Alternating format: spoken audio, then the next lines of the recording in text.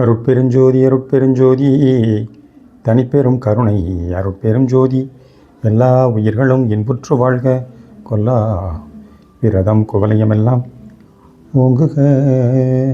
திருவருட்பிரகாச வள்ளற்பெருமான் அருள் செய்த திருவருட்பாவிலே திருக்கதவம் திறத்தல் என்ற ஒரு பதிகம்.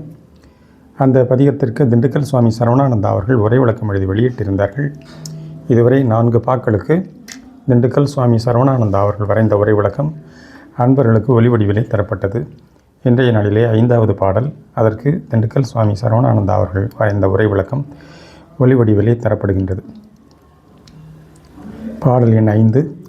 இறந்திறந்தே இழைத்தவெல்லாம் போதும் இந்த உடம்பே, இயற்கையுடம்பாக அவருள் இன்னமுதம் அளித்து என் புறந்தழுவி அகம் புணர்ந்தே கலந்து கொண்டென்னாலும் பூரணமாம் சிவபோகம் பொங்கி இட விழைந்தேன்.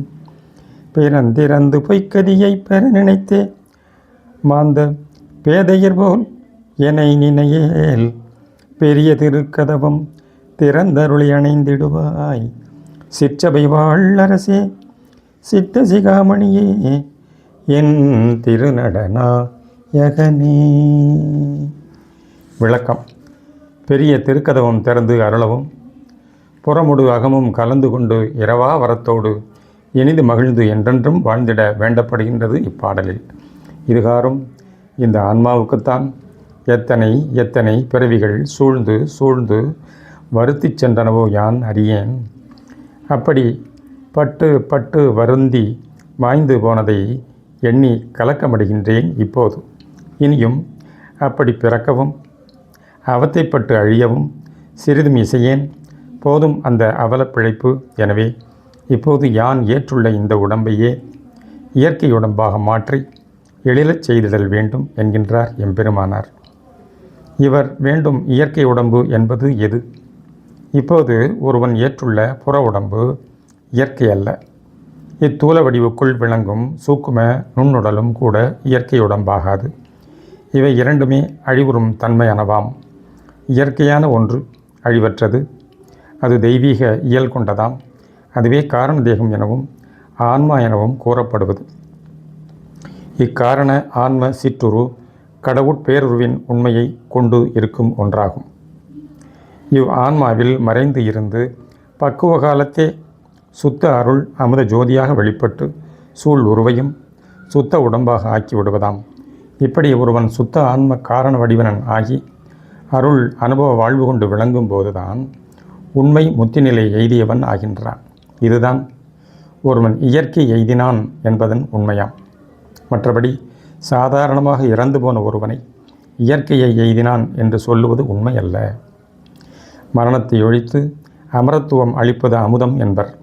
அதுவும் அருட்பெருஞ்சோதி அமுதம் அகமிருந்து அனகமூற்று அனுபவப்படுவதால் மட்டும் ஒருவன் திரிதேக சித்தியோடு பேரின்ப முத்தி வாழ்வு வாழ்கின்றவனாவான். இதல்லாது உலகியல் சித்த மார்க்கத்தில் கண்ட எந்த அமுதமும் யோகானுபவத்தில் பெறப்படுகின்ற குண்டலிப்பால் அமுதும் மற்ற வகையால் கிடைக்கப்பெறும் கல்பதேக சித்தி தரும் அமுதங்களும் நம் அருட்பெரும் ஜோதி அமுதுக்கு சிறிதும் நிகராகாது. இந்த அருள் அமுதத்தைத்தான் நம் அருள் அடிகள் வேண்டுகின்றார். இவர் பாடும் சிற்சபை முன்னோர் கண்ட பூர்வஞான சிதம்பர சிற்சபையினும் பெருமையுடையதாகும்.